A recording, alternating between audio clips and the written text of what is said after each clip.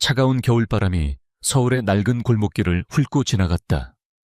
도시의 화려한 불빛이 닿지 않는 이곳 금방이라도 무너져 내릴 듯한 다세대 주택 옥상에 자리한 작은 옥탑방 창문으로 희미한 모니터 불빛이 새어나오고 있었다. 방 안의 공기는 젊은 남자의 차가운 결심처럼 무겁게 가라앉아 있었다. 그의 이름은 이진우 해외에서 갓 돌아온 20살의 청년이었다. 겉보기에는 그저 평범하고 심지어는 세상새 무관심해 보이는 얼굴이었지만 그의 눈빛만은 날카로운 얼음 조각처럼 서늘한 빛을 띠고 있었다. 진우는 낡고 삐걱거리는 의자에 앉아 여러 개의 모니터로 둘러싸여 있었다. 방의 허름한 풍경과는 대조적으로 그가 구축한 컴퓨터 시스템은 최첨단 기술의 집약체였다. 직접 조립한 서버는 조용한 굉음을 내며 열기를 뿜어냈고 복잡하게 얽힌 케이블들은 마치 살아있는 생물의 혈관처럼 꿈틀거리는 듯했다. 이곳은 그만의 성격이자 거대한 제국에 맞서기 위한 유일한 무기가 준비되는 전쟁터였다. 그는 몇 년간의 해외 생활 동안 길거리에 불황가처럼 살며 오직 이 순간만을 위해 기술을 연마하고 자금을 모았다. 그의 손가락이 키보드 위에서 춤을 추듯 움직이기 시작했다. 수많은 코드 라인이 화면을 빠르게 스쳐 지나갔다. 진우는 지금 몇 년 전 갑작스럽게 실종된 아버지가 남긴 마지막 흔적을 쫓고 있었다. 아버지는 저명한 컴퓨터 공학자였지만 어느 날 아침 출근길에 나선 후 그대로 증발해버렸다. 경찰은 단순 가출로 잠정 결론 내렸지만 진우는 알고 있었다. 아버지는 절대 자신을 버릴 사람이 아니었다. 아버지의 실종 뒤에는 분명 거대한 음모가 도사리고 있음을 직감했다. 아버지가 남긴 유일한 단서는 오래된 외장 하드 드라이브 하나였다. 수년에 걸쳐 진우는 아버지의 동료들을 수소문하고 낡은 기록들을 뒤지며 이 하드 드라이브의 존재를 알아냈다. 그리고 마침내 그것을 손에 넣어뒀을 때 그는 그것이 단순한 저장 장치가 아님을 깨달았다. 하드 드라이브는 수십 개의 암호화된 레이어로 보호되어 있었고 각각의 레이어는 아버지와 자신만이 알 수 있는 추억과 약속들로 만들어진 열쇠를 요구했다. 그것은 아버지가 아들에게 남긴 마지막 시험이자 위험한 진실로 향하는 유일한 길이었다. 지난 며칠 동안 진우는 잠도 잊은 채 이 암호의 미로를 헤쳐나갔다. 그리고 마침내 마지막 관문 앞에 섰다. 화면에는 단 하나의 문장이 떠 있었다. 별들이 길을 잃었을 때 우리가 함께 바라보던 북극성을 기억하렴. 진우의 눈가가 순간 미세하게 떨렸다. 어린 시절 아버지는 길을 잃지 않도록 밤하늘의 북극성을 가리키며 세상에 변치 않는 이정표에 대해 가르쳐주곤 했다. 그것은 단순한 천문학 지식이 아니라 어떤 상황에서도 길을 잃지 말라는 아버지의 따뜻한 가르침이었다. 진우는 잠시 눈을 감고 아버지와의 마지막 기억을 떠올렸다. 따뜻한 손 인자한 미소, 그리고 언제나 자신을 믿어주던 깊은 눈빛. 그 기억은 그의 차가운 결심을 더욱 단단하게 만들었다. 그는 키보드에 폴라리스라는 단어를 입력했다. 엔터키를 누르자 화면의 모든 암호 체계가 녹아내리듯 사라지며 마침내 숨겨져 있던 파일 하나가 모습을 드러냈다. 파일의 이름은 단 한 단어, 프로메테스였다. 그리고 그 파일 안에는 단 두 줄의 텍스트만 존재했다. 하나의 암호키와 퀀텀 코퍼레이션이라는 이름이었다. 퀀텀 코퍼레이션, 대한민국 경제를 좌지우지하는 거대한 기술 제국, 인공지능 바이오테크, 그리고 국가 방위 산업에까지 손을 뻗치고 있는 초인류 기업. 진우의 아버지는 실종 직전까지 바로 그곳의 수석 연구원으로 일하고 있었다. 모든 조각이 하나의 그림으로 맞춰지는 순간이었다. 진우의 심장이 차갑게 뛰기 시작했다. 이것은 더 이상 막연한 의심이 아니었다. 명백한 이정표였다. 아버지는 퀀텀 코퍼레이션 안에서 무언가 위험한 비밀을 발견했고 그로 인해 제거되었을 가능성이 높았다. 진우는 이제 무엇을 해야 할지 명확히 알았다. 거대한 성벽으로 둘러싸인 퀀텀 코퍼레이션의 심장부로 들어가야만 했다. 하지만 정문으로 들어갈 수는 없었다. 그는 그들 모르게 유령처럼 스며들어야 했다.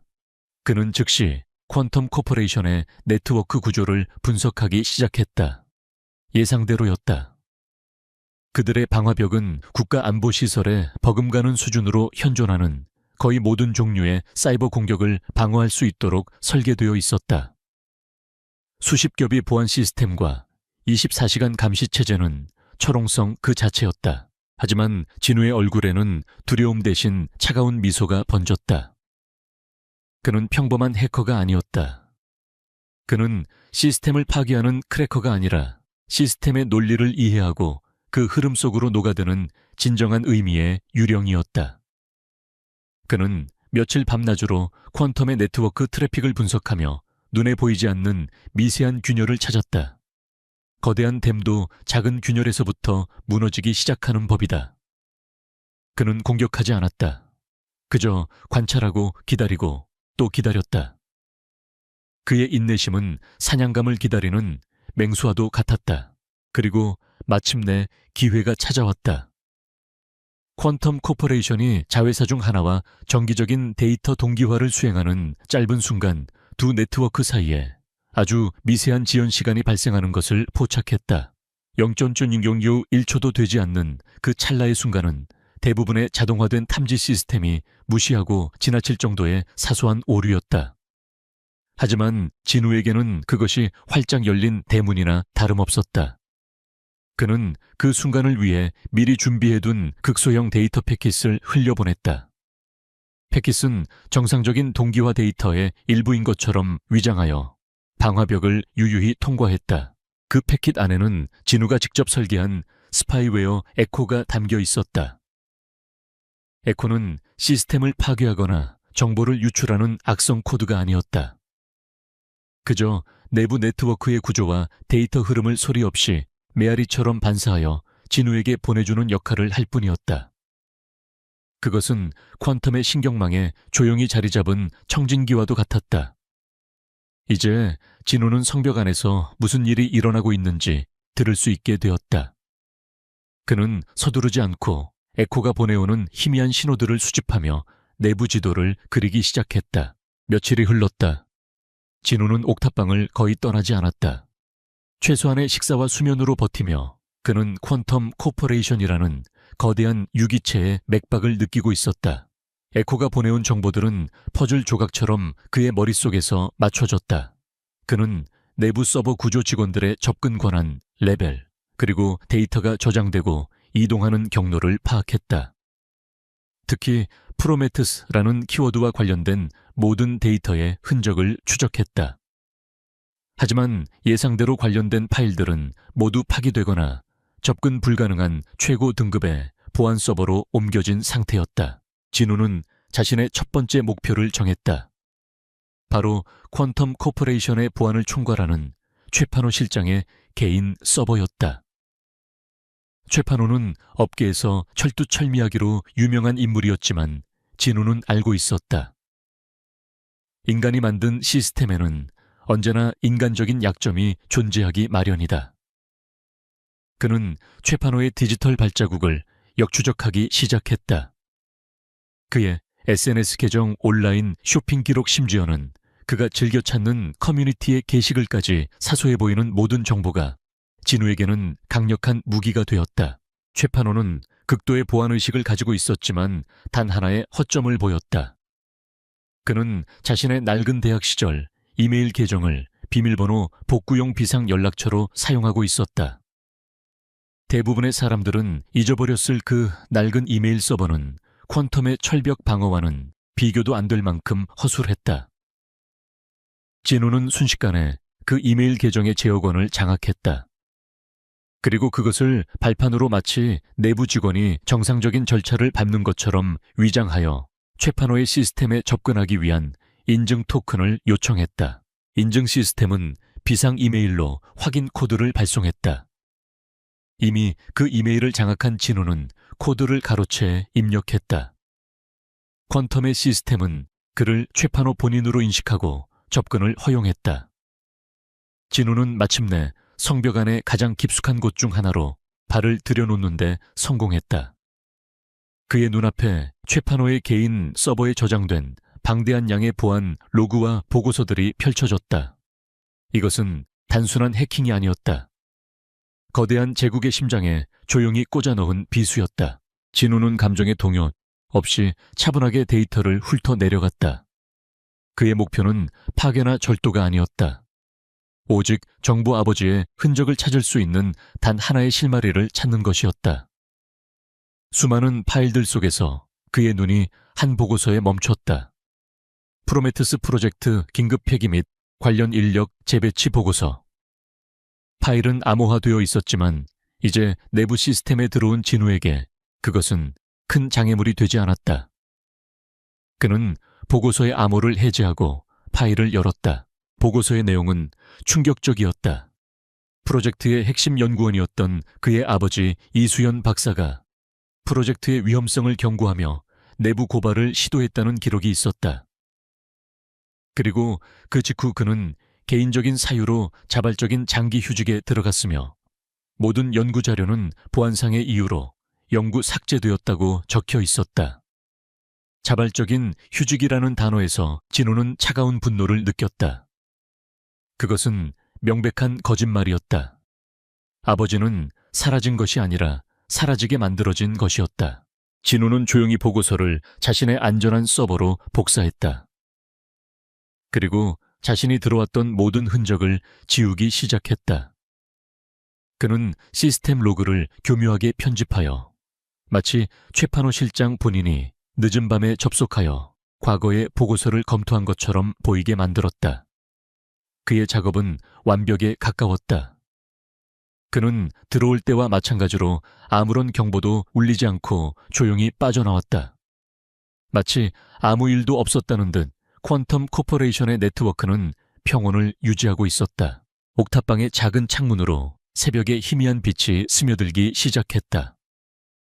밤새 모니터 빛에 시달린 진우의 눈은 붉게 충혈되어 있었지만 그의 정신은 그 어느 때보다도 맑았다. 그는 첫 번째 단서를 손에 넣었다. 아버지는 사라진 것이 아니라 퀀텀의 비밀을 지키기 위한 희생양이 되었다. 이제 싸움은 시작되었다. 가난한 천재 소년과 거대한 기술 제국에 보이지 않는 전쟁. 진우는 다시 키보드 위에 손을 얹었다. 그의 눈빛은 칠흑 같은 어둠 속에서도 길을 잃지 않는 북극성처럼 오직 하나의 목표만을 향해 차갑게 빛나고 있었다. 다음 날 아침 퀀텀 코퍼레이션의 심장부인 통합보안관제센터는 여느 때와 같이 평온해 보였다.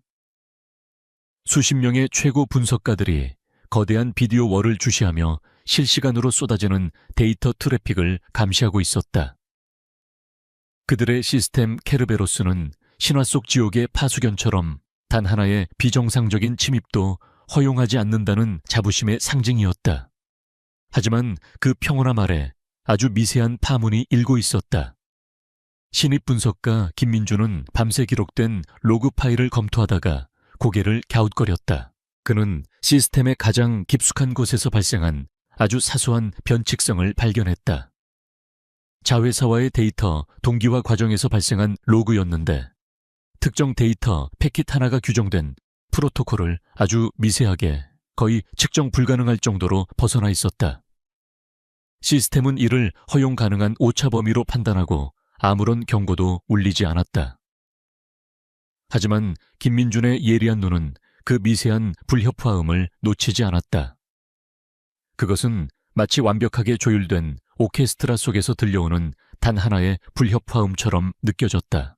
그는 몇 번이고 데이터를 다시 확인한 후 조심스럽게 상급자에게 보고했다. 보고는 몇 단계를 거쳐 마침내 보안 총괄 책임자인 최판호 실장의 책상 위에 올랐다.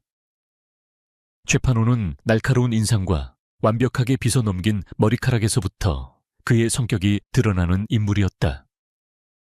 그는 자신이 구축한 케르베로스 시스템에 대한 자부심이 하늘을 찔렀고 자신의 통제하에 있는 모든 것이 완벽해야 한다는 강박관념에 사로잡혀 있었다.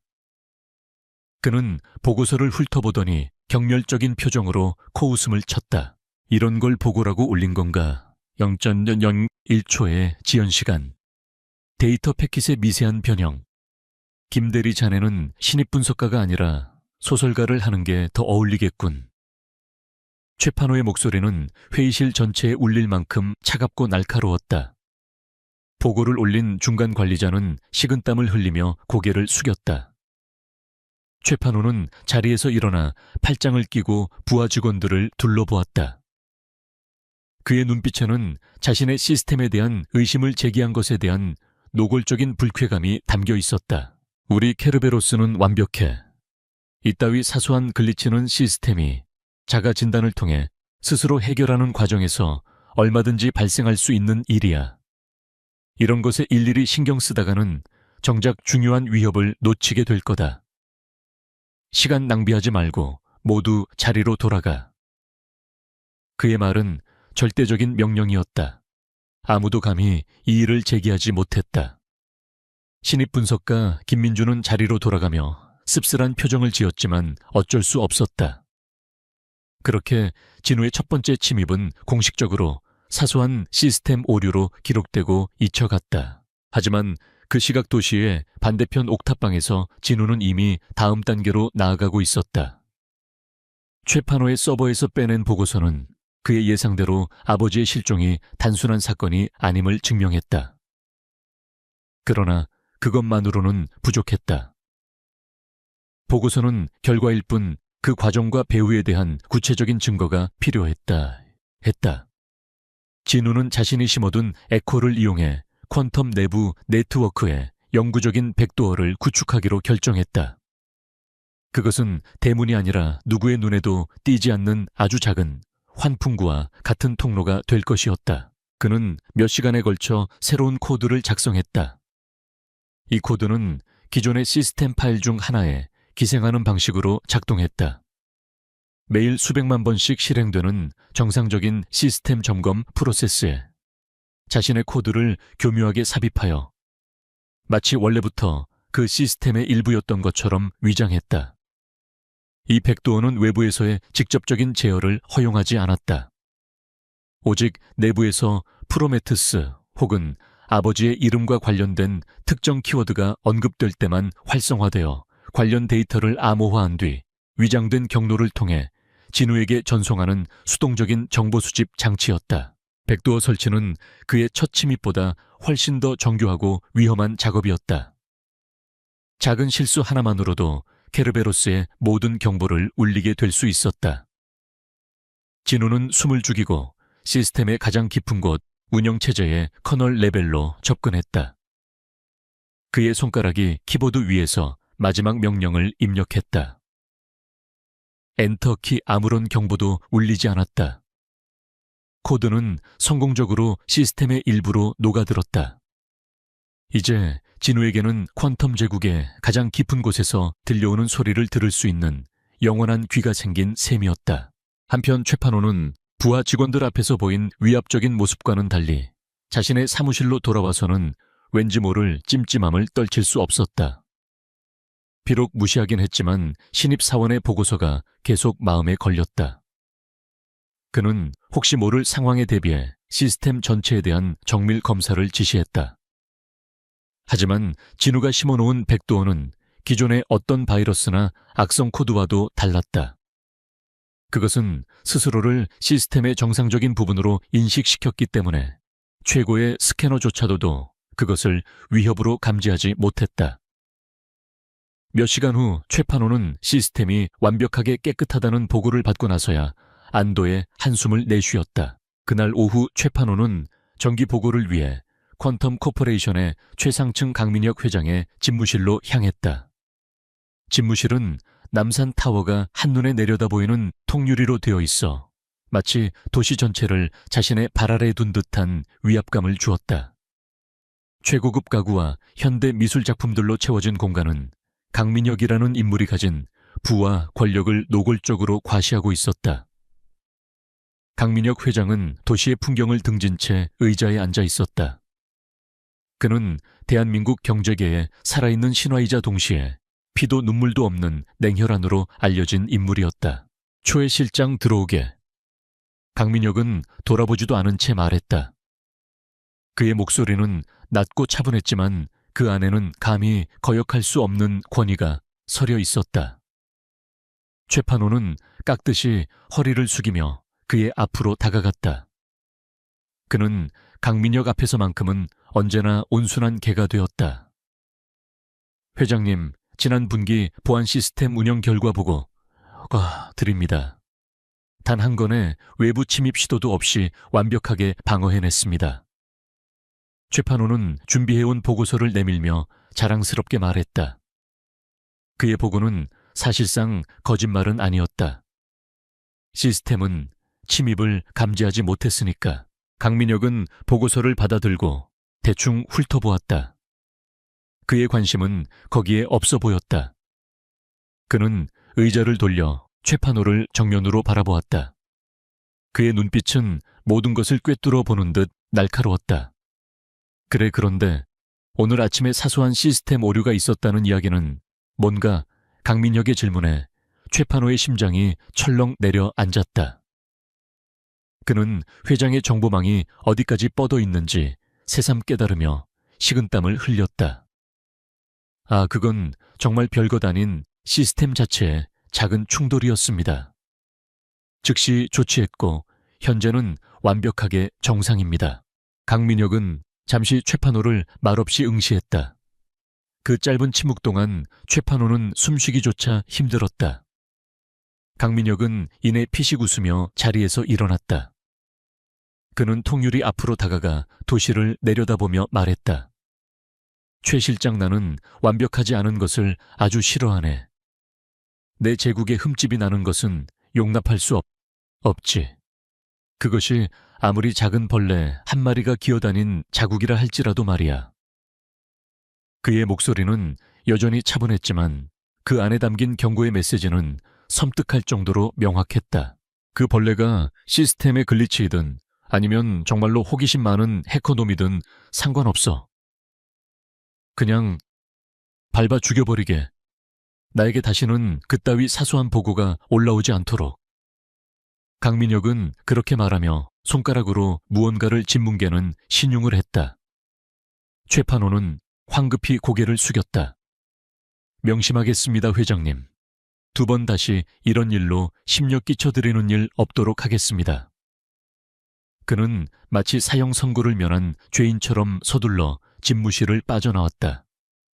그의 등 뒤로 강민혁의 차가운 시선이 느껴졌다.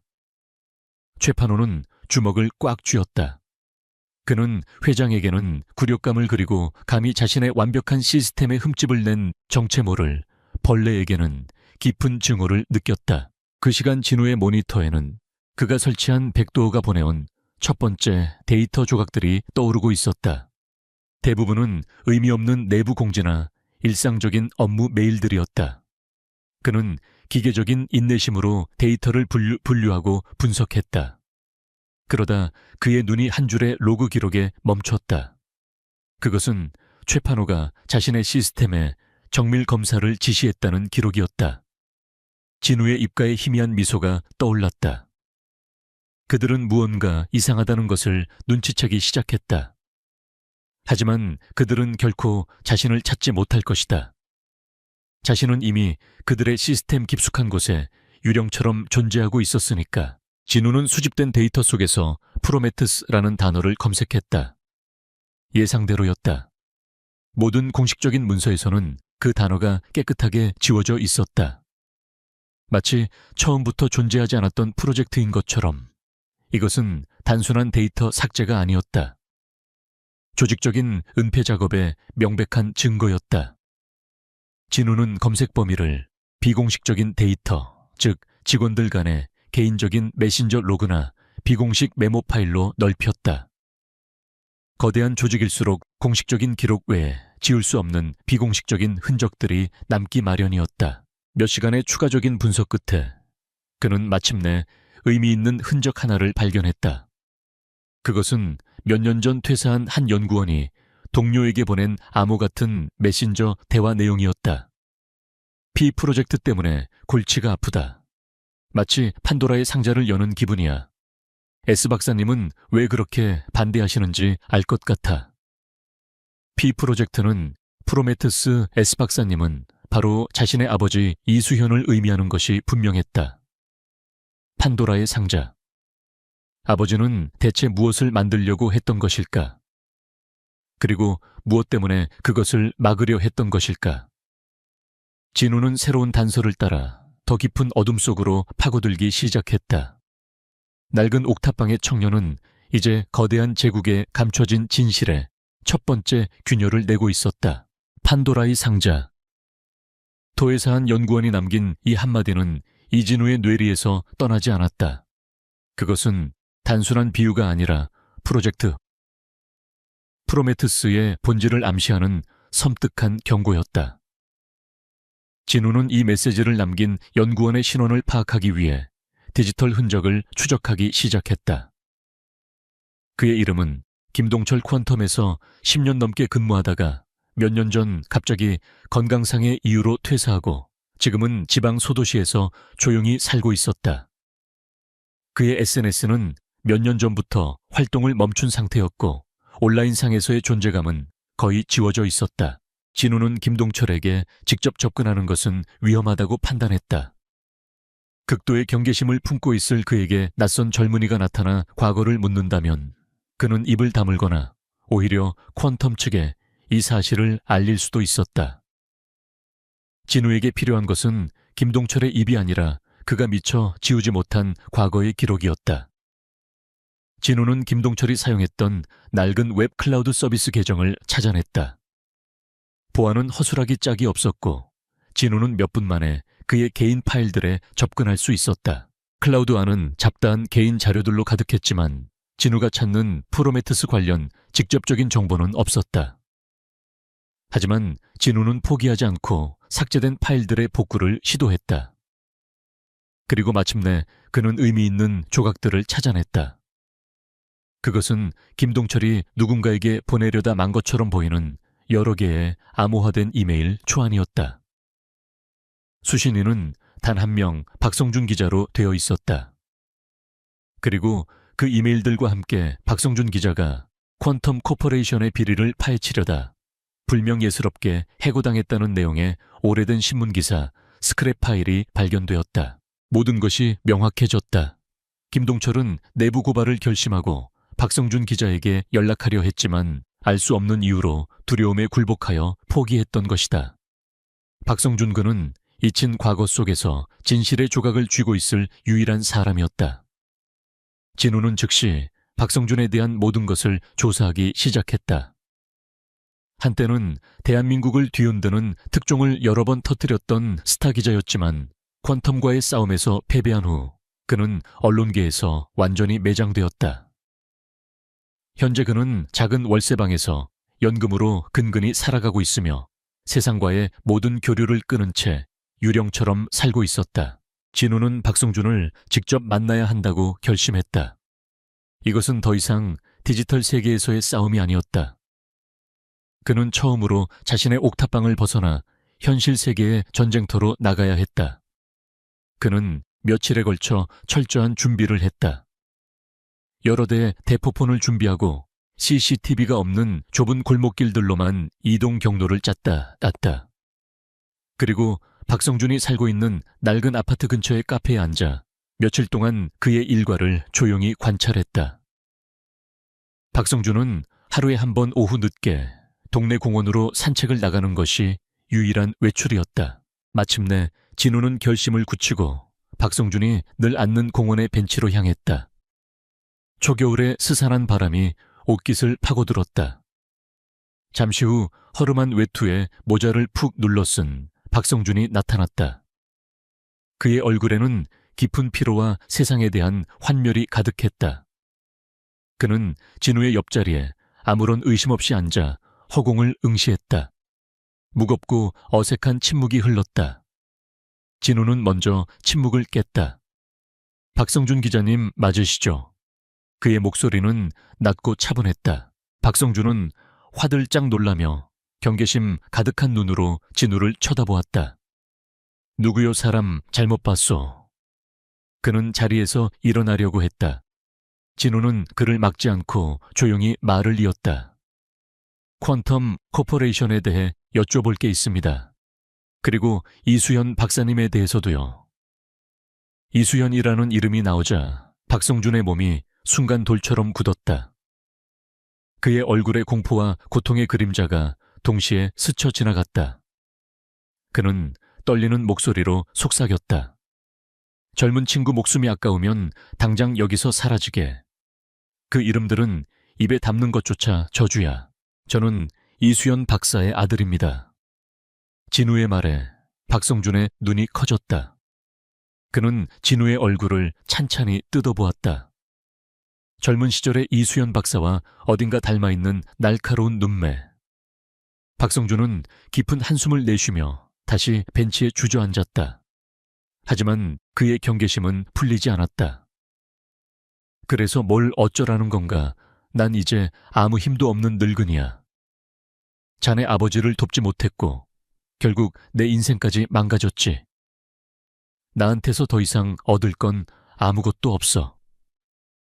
그러니 제발 나를 내버려 두게. 그의 목소리에는 깊은 절망감이 배어 있었다. 진우는 그의 반응을 예상하고 있었다. 말로는 그를 설득할 수 없다는 것을 알았다. 진우는 가방에서 작은 노트북을 꺼내 그의 앞에 펼쳐 보였다. 말로만 설명드리지 않겠습니다. 직접 보여드리죠. 진우의 손가락이 빠르게 움직였다. 잠시 후 노트북 화면에는 믿을 수 없는 영상이 나타났다. 그것은 바로 지금 이 순간 퀀텀 코퍼레이션의 통합보안관제 센터 내부를 실시간으로 보여주는 CCTV 영상이었다. 분주하게 움직이는 분석가들, 거대한 비디오 월의 데이터들. 그것은 외부에서는 절대 볼 수 없는 내부의 심장부였다. 박성준의 입이 떡 벌어졌다. 그는 자신의 눈을 의심하며 화면의 얼굴을 가까이 가져갔다. 이게 어떻게... 진우는 아무 말 없이 다른 화면으로 전환했다. 이번에는 최판호 실장의 사무실 내부였다. 최판호는 부하 직원을 호되게 질책하고 있었다. 그들의 대화 내용까지 음성으로 선명하게 들려왔다. 이것은 박성준이 수십 년간 기자 생활을 하면서도 상상조차 해보지 못한 수준의 접근이었다. 이것은 단순한 해킹이 아니었다. 신의 영역에 가까운 능력이었다. 박성준은 진우를 완전히 다른 눈으로 바라보기 시작했다. 경계와 공포가 사라진 자리에 경외와 희미한 희망이 싹트고 있었다. 그는 마침내 결심한 듯 떨리는 손으로 진우의 노트북을 덮었다. 여기는 위험해. 내 집으로 갑시다. 박성준의 집은 그의 몰락한 삶을 그대로 보여주는 듯 했다. 좁은 공간은 수년치의 낡은 신문과 서류 더미로 발 디딜 틈이 없었다. 벽에는 퀀텀 코퍼레이션과 관련된 인물 관계도와 사건 일지가 빼곡하게 붙어 있었다. 그는 싸움을 포기한 것이 아니었다. 그저 어둠 속에서 홀로 싸우고 있었을 뿐이었다. 박성준은 먼지 쌓인 소파에 진우를 앉히고 자신도 맞은편에 앉았다. 그리고 마침내 무거운 입을 열었다. 자네 아버지는 영웅이었어. 그는 수년 전의 기억을 더듬으며 이야기를 시작했다. 당시 그는 퀀텀이 불법적인 무기 개발에 관여하고 있다는 첩보를 입수하고 비밀리에 취재 중이었다. 하지만 물증을 잡을 수가 없어 수사는 난관에 부딪혔다. 바로 그때 한 통의 제보 전화가 걸려왔다. 바로 이수연 박사였다. 이수연 박사는 자신이 프로메테스라는 끔찍한 프로젝트를 총괄하고 있으며 그것이 인류에게 재앙이 될 것이라고 고백했다. 그것은 단순한 무기가 아니었다. 국가 전체의 통신 금융 전력망을 순식간에 마비시킬 수 있는 강력한 사이버 무기, 즉 판도라의 상자 그 자체였다. 강민혁 회장은 이 무기를 통해 전 세계를 상대로 보이지 않는 전쟁을 벌이고 막대한 부하 권력을 손에 쥐려 하고 있었다. 이수연 박사는 자신의 기술이 그런 괴물을 낳는 데 쓰이는 것을 막기 위해 모든 것을 걸고 내부 고발을 결심했던 것이다. 그는 박성준 기자에게 모든 자료를 넘겨주기로 약속했다. 하지만 약속 장소에 나타나지 않았다. 그리고 다음 날 그는 실종되었다. 퀀텀은 이수연 박사가 회사의 기밀 기술을 빼돌리려다 실패하자 잠적했다고 언론에 발표했다. 동시에 박성준 기자에게는 온갖 비리 혐의를 뒤집어 씌워 그를 사회적으로 매장시켰다. 증거도 증인도 모두 사라진 상태에서 박성준은 속수무책으로 당할 수밖에 없었다. 그의 싸움은 그렇게 허무하게 끝났다. 이야기를 마친 박성준의 눈에는 눈물이 고여 있었다. 그것은 자신의 망가진 삶에 대한 한탄이 아니라 위대한 용기를 냈던 친구를 지켜주지 못했다는 죄책감의 눈물이었다. 자네 아버지는 사라진 게 아닐세. 아마 어딘가에 붙잡혀 있을 거야. 프로메테스를 완성시키기 위해서 말이지. 그 기술은 이수연 박사의 머릿속에만 존재하는 거니까. 그의 말은 진우의 가슴에 비수처럼 꽂혔다. 아버지가 살아계실 수도 있다는 희망과 그가 겪고 있을 고통에 대한 분노가 동시에 치밀어 올랐다. 진우는 주먹을 꽉 쥐었다. 이제 이것은 단순히 아버지를 찾는 일이 아니었다. 아버지의 명예를 되찾고 그의 용기 있는 싸움을 끝맺어야 하는 거대한 전쟁이 되었다. 그는 박성준을 바라보며 말했다. 기자님, 혼자서 힘드셨을 겁니다. 하지만 이제는 혼자가 아닙니다. 진우의 눈빛에는 더 이상 어린 소년의 모습이 남아있지 않았다. 그곳에는 거대한 제국에 맞서기로 결심한 전사의 차가운 의지가 불타고 있었다. 박성준은 그 눈빛 속에서 오래전 자신이 보았던 친구 이수연 박사의 모습을 발견하고 조용히 고개를 끄덕였다. 잊혔던 과거의 메아리가 이제 새로운 싸움의 시작을 알리고 있었다. 박성준 기자와의 만남 이후 이진우의 공격은 더욱 정교하고 대담해졌다. 그는 박 기자가 기억하는 단편적인 이름들과 장소 프로젝트 관련 용어들을 조합하여 퀀텀의 내부 네트워크를 더욱 깊숙이 파고들기 시작했다. 그의 은밀한 활동은 더 이상 시스템이 무시할 수 없는 미세한 파장을 만들어냈고 마침내 퀀텀의 보안 시스템 케르베로스의 가장 민감한 부분을 건드렸다. 그것은 최판호 실장이 직접 설계한 고도 지속 위협 탐지 알고리즘이었다. 평소에는 잠들어 있던 이 알고리즘이 여러 서버에 분산된 진우의 활동 패턴을 종합하여 마침내 하나의 유의미한 위협으로 인식하고 붉은 경고등을 켰다. 통합 보안 관제 센터의 거대한 비디오. 월 중앙에 붉은 경고 메시지가 떠오르자 평온했던 분위기는 순식간에 얼어붙었다. 최판호는 자신의 사무실에서 보고를 받고 회의실로 달려왔다. 그의 얼굴은 분노와 굴욕감으로 딱딱하게 굳어 있었다. 신입사원의 보고를 무시했던 자신의 오만함이 부메랑이 되어 뒤통수를 후려친 격이었다. 그는 더 이상 이 침입을 사소한 글리치로 치부할 수 없었다. 이것은 명백한 선전포고였다. 정체불명의 해커 그가 유령이라 명명한 존재가 자신의 완벽한 성벽 안을 활보하고 있었다. 지금부터 모든 외부 네트워크와의 연결을 최소화한다. 그리고 즉시 레드팀을 소집해. 오늘부로 이 관제센터는 24시간 전시 상황에 돌입한다. 최판호의 목소리는 강철처럼 차가웠다. 그의 명령에 분석가들은 일사불란하게 움직이기 시작했다. 레드팀은 퀀텀 코퍼레이션이 자랑하는 최고의 화이트 해커들로 구성된 공격 전담팀이었다. 그들은 단순한 방어자가 아니라 적의 입장에서 시스템을 공격하고 취약점을 찾아내는 창과 같은 존재들이었다. 최판호는 이제 방패가 아닌 창으로 유령을 사냥하기로 결심했다. 최판호는 레드팀과 함께 몇 시간에 걸쳐 유령의 희미한 흔적을 역추적했다. 하지만 진우가 남긴 흔적은 너무나도 깨끗했다. 그는 마치 연기처럼 여러 서버 사이를 이동하며 자신의 존재를 지워버렸다. 최판호는 혀를 내두르면서도 한편으로는 전율에 가까운 오기를 느꼈다. 상대는 보통 내기가 아니었다.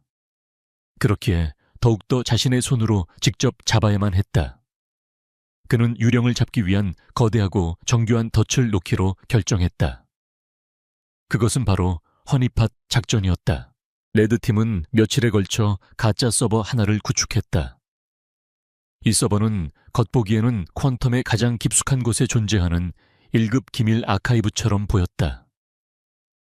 그들은 서버 안에 프로메테스 최종 보고서, 이수연 박사 특별 감찰 기록과 같은 유령이 결코 무시할 수 없을 만큼 매력적인 제목의 가짜 파일들을 채워 넣었다. 이 파일들에는 유령이 파일을 열거나 다운로드하는 순간 그의 위치와 시스템 정보 사용하는 해킹 툴까지 모든 것을 역추적할 수 있는 수백만 개의 디지털 덫이 설치되어 있었다. 최판호는 유령이 이 달콤한 꿀단지를 그냥 지나치지 못할 것이라고 확신했다. 한편 옥탑방의 진우는 퀀텀 내부의 공기가 심상치 않게 변했음을 감지하고 있었다. 그가 심어놓은 에코가 보내오는 데이터 트래픽 패턴이 미묘하게 달라져 있었다. 그리고 얼마 지나지 않아 그는 내부 네트워크에 새로운 서버 하나가 생성되는 것을 포착했다. 그 서버의 이름과 그 안에 담긴 파일 목록은 진우의 심장을 잠시 멎게 할 만큼 매력적이었다. 아버지의 행방을 알 수 있는 결정적인 단서가 눈앞에 나타난 것이다. 하지만 진우는 흥분하지 않았다. 오히려 그의 감각은 얼음처럼 차가워졌다. 이건 너무 완벽해서 오히려 수상해. 진우는 옆에서 함께 모니터를 보던 박성준에게 말했다. 박성준 역시 수십 년간의 경험으로 다져진 기자 특유의 직감으로 이것이 함정임을 느끼고 있었다.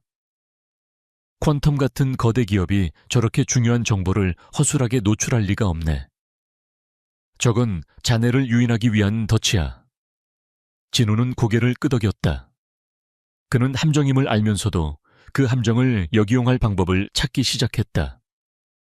적이 파놓은 함정이야말로 적의 가장 큰 약점을 드러내는 곳이기도 했다. 진우는 허니팟 서버를 원격으로 분석하며 그 구조를 샅샅이 파헤쳤다. 예상대로 서버는 온갖 종류의 추적 장치와 경보 시스템으로 무장하고 있었다. 하지만 그는 동시에 치명적인 설계 결함을 발견했다. 최판호와 레드팀은 침입자를 잡는 데에만 모든 신경을 집중한 나머지 그 함정을 감시하는 자신들의 감시 시스템 자체의 보안에는 상대적으로 소홀했던 것이다. 그들은 자신들이 공격당할 것이라고는 상상조차 하지 못했다. 진우의 입가에 차가운 미소가 번졌다. 그는 사냥꾼을 사냥하기로 결심했다. 진우는 허니파 TR 서버를 직접 건드리지 않았다. 대신 그는 퀀텀의 다른 내부 부서인 금융 데이터 보안 서버의 IP 주소를 훔쳤다. 그리고 자신의 모든 공격 코드를 그 서버의 IP 주소로 위장했다. 잠시 후 퀀텀의 통합 보안 관제 센터에 요란한 경보음이 울려 퍼졌다. 허니팟이 마침내 공격받기 시작했다는 신호였다. 최판호의 얼굴에 승리의 미소가 떠올랐다. 걸려들었군. 당장 위치 추적 시작해. 하지만 그의 미소는 곧 경악으로 바뀌었다. 실장님 이상합니다. 공격자의 IP 주소가 우리 회사 내부의 금융보안 서버로 나옵니다. 한 분석가의 다급한 외침의 관제센터는 순식간에 혼란에 휩싸였다. 최판호는 자신의 눈을 의심했다. 내부 서버가 기밀 아카이브를 해킹하려 한다는 것은 말이 되지 않았다. 그가 혼란에 빠진 바로 그 순간 진우는 두 번째 공격을 감행했다. 그는 허니팟의 경보 시스템을 조작하여 금융보안 서버가 아니라 관제센터의 시스템 전체를 공격하고 있다는 거짓 신호를 케르베로스 시스템에 보냈다. 내부 공격 발생. 케르베로스는 비상사태를 선포하며 자동 방어 프로토콜을 가동하기 시작했다. 이 프로토콜은 외부가 아닌 내부의 적으로부터 시스템을 보호하기 위해 공격의 진원지로 판단되는 네트워크를 강제로 차단하고 격리하는 프로그램이었다. 순식간에 금융보안 서버와 관제센터 사이의 모든 네트워크가 마비되었다. 그리고 이것은 시작에 불과했다. 진우는 이 혼란을 틈타 각 부서의 보안 시스템들이 서로를 적으로 오인하게 만드는 악성 코드를 퍼뜨렸다. 퀀텀의 자랑이던 통합 보안 시스템은 순식간에 아수라장으로 변했다. 인사관리 서버가 회계 서버의 접근을 차단하고 연구개발 서버가 생산관리 서버에 악성 트래픽을 퍼붓기 시작했다. 마치 자가 면역질환에 걸린 거인처럼 퀀텀의 네트워크는 스스로를 공격하며 무너져 내렸다. 최판호는 관제센터에 비디오월에 끝없이 떠오르는 붉은 경고창들을 보며 망연자실했다. 그는 소리를 지르며 시스템을 통제하려 했지만 한번 폭주하기 시작한 자동 방어 시스템은 그의 명령을 듣지 않았다. 몇 시간에 걸친 사투 끝에 최판호와 그의 팀은 간신히 시스템을 안정시킬 수 있었다. 하지만 이미 막대한 피해가 발생한 후였다. 중요한 기밀 데이터가 유출되지는 않았지만 수많은 내부 시스템이 손상되고 일부 데이터가 오염되었다.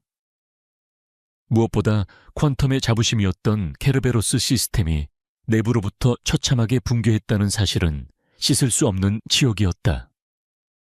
그들은 유령을 잡으려다 자신들의 집을 스스로 불태운 꼴이 되고 말았다. 다음날 최판호는 초췌한 모습으로 강민혁 회장의 집무실에 서 있었다. 강민혁은 평소의 차분한 모습과 달리 활화산 같은 분노를 터뜨리고 있었다. 벌레 한 마리를 잡으랬더니 집 전체에 불을 질러 최 실장 자네는 내가 고용한 최고의 사냥꾼인 줄 알았더니 그저 헛짓거리만 하는 광대였군. 강민혁은 손에 들고 있던 크리스털 잔을 벽난로에 집어던졌다. 유리가 산산조각 나는 소리가 최판호의 심장을 찔렀다. 이번 일로 입은 손실과 우리 퀀텀이 입은 이미지 손상은 어떻게 책임질 건가? 최판호는 고개를 들 수 없었다. 그는 아무런 변명도 할 수 없었다. 그는 자신의 오만함과 자만심이 어떤 끔찍한 결과를 낳았는지 뼈저리게 깨달았다. 강민혁은 차갑게 식은 목소리로 마지막 통보를 했다. 자네에게 마지막 기회를 주지. 무슨 수를 써서라도 그 유령이라는 놈을 잡아 내 눈앞에 끌고 와. 만약 이번에도 실패한다면 자네는 그냥 이 바닥을 떠나는 게 좋을 거야. 내 말 명심하게. 최판호는 굴욕감에 입술을 깨물며 집무실을 나왔다. 이제 유령을 잡는 것은 단순한 임무가 아니었다. 그의 모든 것을 건 개인적인 복수전이 되었다. 최판호의 굴욕적인 실패는 퀀텀 코퍼레이션의 보안 정책을 송두리째 바꿔놓았다. 복수심에 불타는 그는 외부로부터의 모든 잠재적 위협을 원천 차단하기 위해 극단적인 조치를 취했다. 네트워크는 이전보다 훨씬 더 폐쇄적으로 변했고 모든 데이터의 이동은 수십 개의 새로운 감시 프로토콜에 의해 샅샅이 검사되었다. 이제 퀀텀의 시스템은 외부에서 몰래 숨어들 수 있는 요새가 아니라 작은 개미 한 마리도 용납하지 않는 완벽한 밀실에 가까워졌다. 이러한 변화는 이진우의 활동을 크게 위축시켰다. 이제 이전처럼 조용히 움직이는 건 불가능해졌어. 진우는 박성준의 은신처에서 새로운 방어벽의 구조를 분석하며 말했다. 그의 에코 백도어는 여전히 살아있었지만 적극적인 정보 수집 활동을 펼치기에는 너무나도 위험 부담이 커졌다. 작은 움직임 하나만으로도 즉시 발각될 수 있는 상황이었다. 박성준은 걱정스러운 얼굴로 담배에 불을 붙였다. 그렇다면 이제 우리가 할 수 있는 일은 없는 건가? 저들이 철옹성 안에 숨어버리면 그의 말끝이 흐려졌다. 진우는 고개를 저었다. 그의 눈은 그 어느 때보다도 차갑고 단호하게 빛나고 있었다. 아닙니다. 성문이 닫혔다면 정면으로 부수는 수밖에 없어요. 그는 새로운 계획을 세웠다.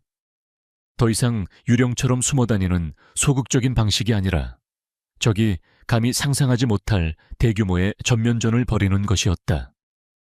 그의 목표는 파괴가 아니었다. 거대한 혼란을 일으켜 적의 시선을 한 곳에 집중시킨 뒤 그 틈을 타 가장 중요한 목표물을 타격하는 고도의 기만 작전이었다. 작전은 새벽 4시에 시작되었다. 진우가 수년간 암암리에 구축해온 거대한 본넷이 일제히 깨어났다. 전 세계에 퍼져 있는 수십만 대의 좀비 PC들이 단 하나의 목표, 퀀텀 코퍼레이션의 외부 서버를 향해 분산 서비스 거부, 즉 DDoS 공격을 퍼붓기 시작했다. 초당 수테라바이트에 달하는 데이터의 홍수가 퀀텀의 웹사이트와 고객 서비스 포털을 덮쳤다. 서버는 비명을 지르며 마비되었고 외부와 연결된 퀀텀의 모든 서비스가 순식간에 먹통이 되었다. 퀀텀의 통합보안관제센터는 그야말로 아비규환에 빠졌다. 비디오월은 온통 붉은 경고 메시지로 뒤덮였고 경보음은 끊임없이 울려 퍼졌다. DDoS 공격입니다. 트래픽이 상상을 초월합니다. 분석가들의 다급한 외침이 관제센터를 가득 메웠다. 최판호는 야전 침대에서 뛰쳐나와 상황을 지휘하기 시작했다. 그의 얼굴은 창백했지만 눈은 오히려 광기로 번뜩였다. 드디어 꼬리를 드러냈군 유령 녀석. 모든 방어 자원을 외부 방화벽으로 돌려 무슨 수를 써서라도 서버를 복구하고 공격의 진원지를 찾아내. 하지만 이것은 진우의 거대한 교향곡의 서막에 불과했다. DDoS 공격으로 모든 이들의 시선이 외부 방화벽에 쏠린 사이 진우는 두 번째 공격을 시작했다. 그는 수백 개의 자동화된 스크립트를 이용해 퀀텀의 내부 네트워크에 존재하는 비교적 덜 중요한 시스템들을 향해 동시다발적인 침투를 시도했다. 프린터 서버 내부 게시판 심지어는 구내식당의 메뉴 관리 시스템까지 그의 공격은 무차별적이었다. 이 공격들은 실제적인 피해를 주기 위한 것이 아니었다. 그 목적은 단 하나, 케르베로스 시스템에 수천 수만 개의 무의미한 경고 로그를 생성하여 분석가들의 판단력을 마비시키는 것이었다. 관제센터의 콘솔에는 DDoS 공격 경고와 함께 3층 휴게실 프린터에서 비정상적인 접근 시도 발견, 인사과 내부 게시판, 관리자 권한 탈취 시도와 같은 수많은 저급 경고들이 폭포수처럼 쏟아졌다. 분석가들은 진짜 위협과 가짜 위협을 구분하지 못한 채 혼란에 빠졌다. 그들의 눈과 귀는 완벽하게 멀어버렸다. 최판호는 이 모든 것이 자신들의 주의를 분산시키기 위한 속임수일 수도 있다는 것을 어렴풋이 직감했다. 하지만 그는 달리 선택의 여지가 없었다. 당장 눈앞에서 벌어지고 있는 대규모 공격을 막지 않으면 안 되었다. 그는 레드팀을 포함한 모든 정예 인력을 DDoS 공격 방어와 내부 시스템의 자잘한 불을 끄는 데 투입했다. 퀀텀의 모든 창과 방패가 진우가 만들어낸 허상을 향해 집중되었다. 바로 그 순간 진우는 진짜 사냥을 시작했다. 그의 진짜 목표는 단 하나, 제국의 심장 강민혁 회장의 개인 서버였다. 강민혁의 서버는 퀀텀의 메인 네트워크와는 물리적으로 분리된 채 최고의 보안 기술로 둘러싸인 독립된 성체와도 같았다. 하지만 진우는 이미 그 성체의 설계도를 손에 넣고 있었다. 과거 최판호의 서버를 해킹했을 때 확보한 자료 속에 그는 강민혁의 개인 서버와 비상시에 연결되는 아주 작은 유지 보수용 통로의 존재를 발견했다. 평소에는 굳게 닫혀있는 이 통로는 지금처럼 회사 전체가 비상사태에 빠졌을 때 아주 짧은 순간 동안 열리도록 설계되어 있었다. 진우는 시끄러운 전장의 소음 속에서 조용히 움직이는 암살자처럼 그 통로가 열리는 찰나의 순간을 포착했다. 그는 미리 준비해둔 모든 것을 쏟아부어 통로의 잠금 장치를 해제했다. 마침내 그의 앞에 강민혁의 비밀스러운 디지털 금고가 모습을 드러냈다. 그의 심장이 거세게 뛰었지만 손가락은 조금의 오차도 없이 침착하게 움직였다. 그는 서버 안에 존재하는 방대한 양의 데이터 목록을 훑어내렸다. 모든 파일들은 최고 등급의 군사용 암호화 알고리즘으로 잠겨 있었다. 진우는 이곳에서 암호를 해독할 시간이 없다는 것을 알았다. 그는 파일들을 통째로 자신의 옥탑방으로 가져와야 했다. 그는 즉시 데이터 전송 프로토콜을 가동했다.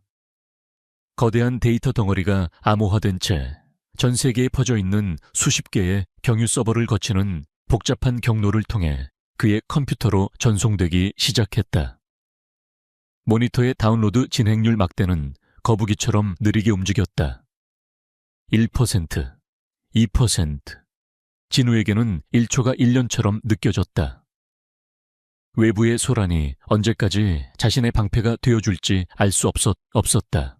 한편 관제센터의 최판호는 무언가 잘못되고 있음을 느끼기 시작했다. 적의 공격은 거세지만 어딘가 핵심이 빠진 듯. 단 느낌이었다. 그들의 공격은 시스템을 마비시키고 혼란을 줄 뿐 결정적인 피해를 주지는 않고 있었다. 이건 미끼야. 그는 소리쳤다. 모두 외부 공격은 최소한의 방어만 유지하고 내부 네트워크의 최고 등급 서버들을 다시 한번 확인해. 회장님 개인 서버도. 그의 명령에 몇몇 분석가들이 황급히 강민혁의 서버 상태를 확인했다. 실장님, 회장님 서버에서 대규모 데이터 유출이 의심되는 트래픽이 발생하고 있습니다. 분석가의 외침이 들려오는 순간 진우의 모니터에 떠있던 다운로드 진행률이 92% 넘어섰다. 진우는 마지막 데이터 패킷이 전송 완료되는 것을 확인하자마자 자신의 모든 접속 흔적을 지우는 삭제 프로토콜을 실행했다. 그가 들어왔던 비밀 통로는 다시 굳게 닫혔고 그의 존재는 다시 한번 연기처럼 사라졌다. 그 모든 것이 불과 몇 초 사이에 일어난 일이었다. 최판호가 강민혁의 서버에 대한 모든 네트워크를 강제 차단했을 때 이미 모든 것은 끝난 후였다. 데이터 유출은 멈췄지만 이미 무엇이 얼마나 빠져나갔는지조차 파악할 수 없었다. 얼마 후 DDoS 공격과 내부 시스템을 향한 자잘한 공격들도 거짓말처럼 동시에 멈췄다. 관제센터에는 지독한 정적만이 흘렀다. 최판호와 그의 팀은 뜬 눈으로 밤을 새우며 거대한 폭풍을 막아냈다고 생각했지만 그들은 자신들의 왕이 가진 모든 비밀이 적의 손에 넘어갔다는 사실을 알지 못했다. 그들은 전투에서 이겼다고 생각했지만 사실은 전쟁에서 가장 중요한 요새를 적에게 내어준 것이었다. 옥탑방에서 진우는 마침내 손에 넣은 암호화된 파일들을 바라보았다. 이제 제국에 감춰진 진실을 열 시간이었다. 거대한 사이버 전쟁이 휩쓸고 지나간 후 퀀텀 코퍼레이션은 상처 입은 평온을 되찾은 듯 보였다. 최판호와 그의 팀은 밤낮으로 시스템을 복구하고 방어벽을 재건했다. 그들은 자신들이 막대한 피해를 막아냈다고 믿었지만 정작 제국의 가장 깊숙한 비밀이 담긴 판도라의 상자가 통째로 도둑맞았다는 사실은 까맣게 모르고 있었다. 그 상자는 이제 서울의 허름한 옥탑방 이진우의 모니터 안에서 서서히 그 모습을 드러내려 하고 있었다. 진우와 박성준은 며칠 동안 뜬 눈으로 밤을 새우며 강민혁의 비밀, 금고에서 빼낸 파일들을 분석했다. 하지만 그들 앞을 가로막은 것은 상상 이상으로 견고한 암호 체계였다. 그것은 기존에 알려진 어떤 암호화 방식과도 달랐다. 마치 살아있는 생물처럼 외부의 공격을 감지하면 스스로 구조를 바꾸며 더욱 깊은 미궁 속으로 숨어버리는 유기적인 알고리즘이었다. 진우의 슈퍼컴퓨터는 쉴 새 없이 열기를 뿜어냈지만 암호의 벽에는 작은 흠집조차 내지 못했다. 이건 아버지가 만든 암호가 틀림없어요. 며칠간의 사투 끝에 진우가 낮은 목소리로 말했다. 그는 암호의 구조 속에서 아버지 특유의 논리적 서명을 발견했다. 그것은 지극히 복잡하면서도 그 안에 명확한 철학을 담고 있는 아버지의 코드 스타일이었다. 아버지가 만든 최고의 방패가 이제 아들의 앞을 가로막고 있는 아이러니한 상황이었다. 박성준은 타들어가는 담배를 재떨이에 비벼 끄며 무겁게 입을 열었다. 그렇다면 열쇠도 자네 아버님만이 아는 무언가일지도 모르겠군. 한편 퀀텀 코퍼레이션의 최상층에서는 얼음장 같은 냉기가 흘렀다. 강민혁 회장은 자신의 개인 서버에서 데이터가 유출되었다는 사실을 보고받았다. 최판호는 빠져나간 데이터의 양이 미미하며 암호화되어 있어 해독이 불가능하다고 필사적으로 변명했지만 강민혁의 눈은 그를 믿지 않았다.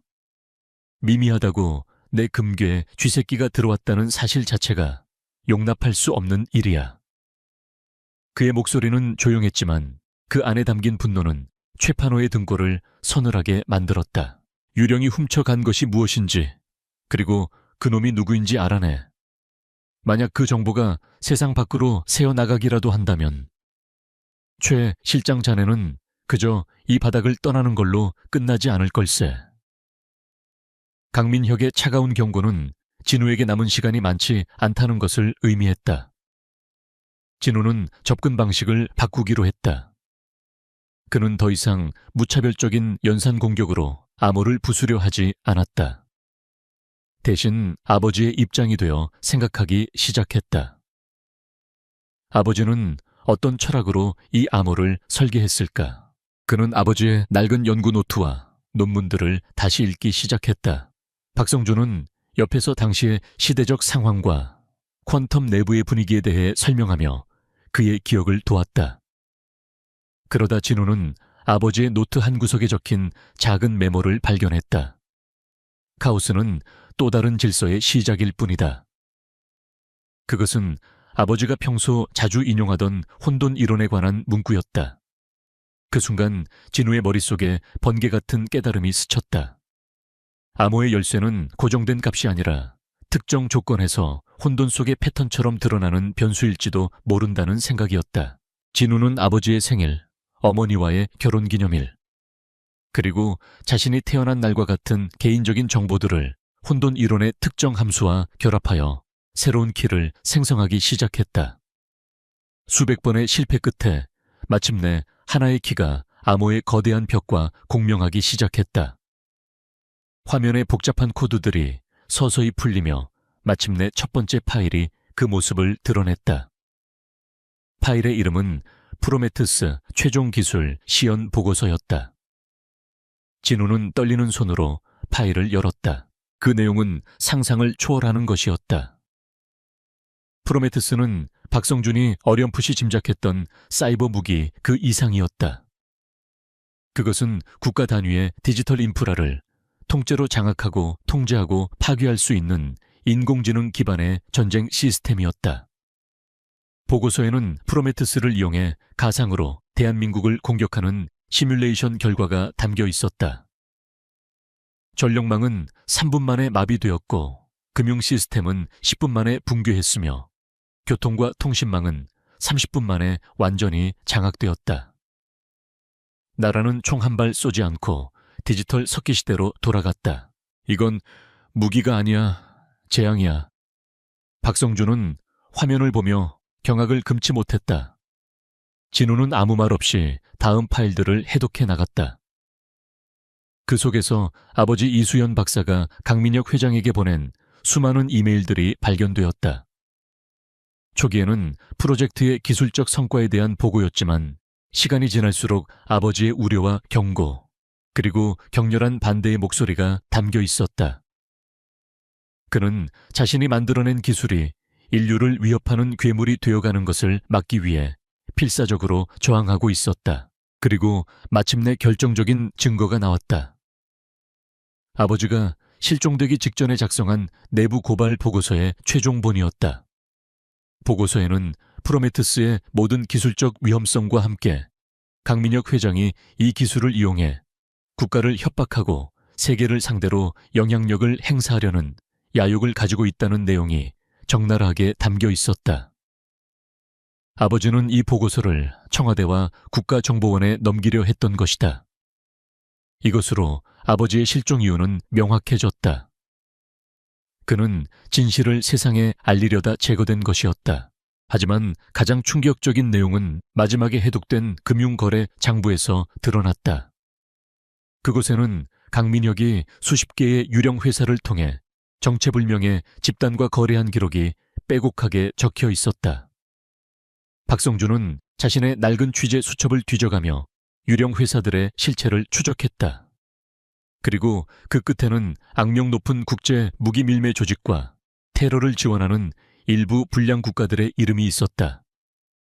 강민혁은 프로메테스의 초기 버전, 즉 베타 버전을 그들에게 팔아넘기며 막대한 검은 돈을 챙기고 있었던 것이다. 미친 자식. 그는 단지 권력을 원하는 게 아니었어. 전 세계를 상대로 전쟁을 팔아넘기고 있었던 거야. 박성준은 분노로 몸을 떨었다. 진우는 아무 말도 할 수 없었다. 이것은 이제 아버지 한 사람의 복수에 대한 이야기가 아니었다. 전 세계의 안보가 걸린 끔찍한 범죄의 실체를 마주하게 된 것이다. 그들이 마지막으로 해독한 것은 작은 크기의 음성 파일이었다. 파일이 열리자 지지직거리는 잡음과 함께 강민혁의 차가운 목소리가 흘러나왔다. 이 박사 당신은 신을 만들었어. 그런데 감히 그 신이 누구를 축복할지 결정하려 들어. 그리고 곧이어 아버지의 단호한 목소리가 들렸다. 이건 신이 아니야 악마지. 그리고 난 내 손으로 만든 악마를 내 손으로 끝장낼 거요. 그 직후 격렬한 몸싸움 소리와 함께 아버지의 짧은 비명이 들리고 녹음은 그대로 끊겼다. 진우는 눈을 감았다. 아버지의 마지막 순간이 생생하게 그려졌다. 그는 도망치거나 굴복한 것이 아니었다. 끝까지 맞서 싸웠다. 이제 그 싸움을 이어가는 것은 아들인 자신의 몫이었다. 옥탑방의 작은 공간은 거대한 제국에 추악한 진실이 주는 무게감으로 숨막힐 듯 무겁게 가라앉았다. 강민혁의 비밀을 파헤친 후 이진우의 옥탑방에는 무거운 침묵이 감돌았다. 그들이 손에 쥔 증거는 대한민국을 통째로 뒤흔들고도 남을 만큼 폭발적이었지만 동시에 그들을 짓누르는 거대한 바위와도 같았다. 정체불명의 해커와 한물간 기자가 이 진실을 세상에 외친다 한들 누가 믿어줄 것인가? 퀀텀 코퍼레이션은 막강한 언론 권력과 법적 수단을 동원해 이 모든 것을 가짜뉴스 혹은 국가 안보를 위협하는 사이버 테러로 둔갑시킬 것이 분명했다. 우리 둘만의 힘으로는 안 돼. 박성준이 마침내 입을 열었다. 그의 얼굴에는 깊은 무력감이 서려 있었다. 과거 그는 혼자서 거대 권력에 맞서 싸우다 모든 것을 잃었다. 같은 실수를 반복할 수는 없었다. 이 증거에 힘을 실어줄 사람이 필요해. 법의 이름으로 저들을 심판대에 세울 수 있는 사람. 우리에게는 검찰의 칼이 필요하네. 하지만 문제는 어떻게 그 칼을 빌리느냐였다. 섣불리 아무 검색에나 접근했다가는 정보만 빼앗기고 역공을 당할 것이 뻔했다. 박성준은 며칠 밤낮으로 고민했다. 그리고 마침내 그는 자신의 잊힌 인맥 속에서 희미한 희망의 빛 하나를 찾아냈다. 현직 언론사에서 일하고 있는 옛 후배 기자였다. 그는 비록 출세 가도를 달리지는 못했지만 박성준이 유일하게 신뢰하는 아직 기자의 양심을 잃지 않은 사람이었다. 박성준은 그에게 직접 연락하는 대신 철저히 보안이 유지되는 방식으로 은밀하게 접촉했다. 그는 후배에게 사건의 전말을 다 이야기하지는 않았다. 단지 퀀텀을 무너뜨릴 결정적 증거를 가지고 있으며 이를 넘겨줄 절대적으로 신뢰할 수 있는 검사를 찾아달라고만 부탁했다. 며칠 후 후배로부터 답이 왔다. 단 한 명의 이름이 적혀 있었다. 서울중앙지검 특수부의 한지윤 검사. 그녀는 검찰 내에서 얼음공주 혹은 독사로 불리는 인물이었다. 젊은 나이에도 불구하고 그 어떤 외압에도 흔들리지 않는 강직함과 한 번 물면 절대 놓지 않는 집요함으로 유명했다. 특히 그녀는 이전부터 퀀텀 코퍼레이션의 비정상적인 자금 흐름에 의심을 품고 내사를 진행해왔지만 번번이 거대한 벽에 부딪혀 수사를 진척시키지 못하고 있었다. 그녀는 이 싸움에 가장 적합한 칼이었다. 이제 공은 진우에게 넘어왔다. 그는 한지훈 검색에 증거를 전달할 방법을 찾아야 했다. 그는 박성준의 조언에 따라 모든 증거를 한꺼번에 넘기는 대신 그녀를 시험해보기로 했다. 그는 해독한 자료 중 가장 파급력은 작지만 진위 여부를 쉽게 확인할 수 있는 자료 하나를 골랐다. 퀀텀의 유령 회사가 국제 무기 밀매 조직에 자금을 보낸 해외 은행의 거래 내역서였다. 그는 이 파일을 익명의 클라우드 서버에 올리고 다운로드 링크와 비밀번호를 담은 짧은 메시지를 작성했다. 그 시각 한지훈 검사는 자신의 사무실에서 산더미 같은 서류에 파묻혀 있었다. 그녀는 퀀텀의 회계 장부를 몇 달째 분석하고 있었지만 모든 것이 너무나도 완벽하게 조작되어 있어 실마리를 찾지 못하고 있었다. 거대한 좌절감에 빠져 있던 바로 그때 그녀의 업무용 보안 메신저로 발신자 불명의 메시지 하나가 도착했다. 퀀텀의 진짜 얼굴에 관심이 있다면 이 링크를 열어보시오. 당신이 찾던 조각일지도. 지극히 수상한 메시지였다.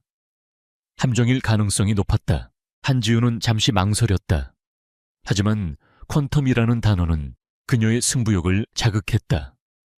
그녀는 검찰 내 사이버 수사팀에 연락해 해당 링크에 대한 철저한 보안 검증을 요청했다. 몇 시간 후 링크 자체에는 아무런 위험 요소가 없다는 분석 결과가 돌아왔다. 그녀는 마침내 결심을 굳히고 외부와 완전히 차단된 수사 전용 컴퓨터에서 링크를 열었다. 그녀의 눈앞에 나타난 것은 그녀가 몇 달 동안 그토록 찾아 헤맸던 바로 그 증거 퀀텀에 검은 자금이 흘러들어간 완벽한 경로였다. 그녀의 심장이 거세게 뛰기 시작했다. 이것은 조작된 자료가 아니었다. 그녀만이 알고 있던 퀀텀의 비밀 계좌 정보와 정확하게 일치했다. 익명의 제보자는 퀀텀의 가장 깊숙한 곳을 들여다볼 수 있는 능력을 가진 인물임이 틀림없었다. 그녀는 이 사건이 자신의 검사 인생을 통째로 바꿀 수도 있는 거대한 것임을 직감했다. 하지만 동시에 위험성도 느끼고 있었다. 불법적으로 수집된 증거는 법정에서 효력을 잃을 수도 있으며 정체불명의 제보자는 그녀를 이용하려는 또 다른 세력일 수도 있었다. 그녀가 고민에 빠져 있을 때 두 번째 메시지가 도착했다. 이번에는 완전히 새로운 군사용 등급의 암호화된 통신 채널의 주소였다. 그리고 단 한 줄의 문장이 적혀 있었다. 이것은 시작에 불과합니다.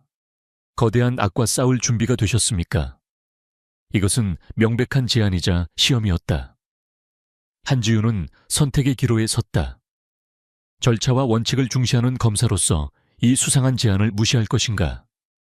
아니면 거대한 정의를 위해 위험을 감수하고 미지의 동반자와 손을 잡을 것인가?